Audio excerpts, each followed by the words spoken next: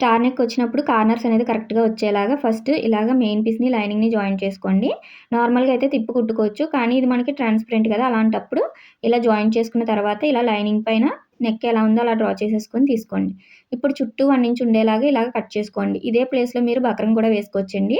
ఇలా తీసుకున్నాము అంటే నీట్‌గా వస్తుంది నెక్ అనేది. ఇప్పుడు ఒక సైడ్ ఫోల్డ్ చేసుకోండి పావించ్ అనేది. ఇలా ఫోల్డ్ చేసుకొని కరెక్ట్‌గా దీని పైన ఇలా పెట్టేసుకోండి. మనకి కుట్టు అనేది పైకుండాలి.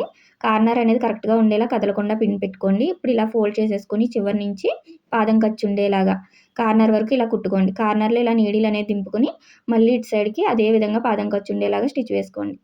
మోల్ అనేది కరెక్ట్‌గా టక్ ఇచ్చుకోవాలండి. కరువు తిరిగే దగ్గర కూడా. ఇలా తీసుకొని మనం పైనుంచి స్టిచ్ వేసుకున్నామంటే మనకి చాలా స్టిఫ్‌గా నీట్‌గా ఉంటుంది. ఏ నెక్ అయినా సరే. మీరు బక్రం పెట్టుకున్నారంటే ఇంకా నీట్‌గా ఉంటుంది. ఇలాంటి ట్రాన్స్‌పరెంట్ క్లాత్‌లకి ఇలా ట్రై చేయండి. అదే మీకు థిక్ క్లాత్ అయితే రివర్స్ చేసేసుకుంటే సరిపోతుంది. చూసారు కదా! వీడియో నచ్చినట్టయితే లైక్ చేయండి.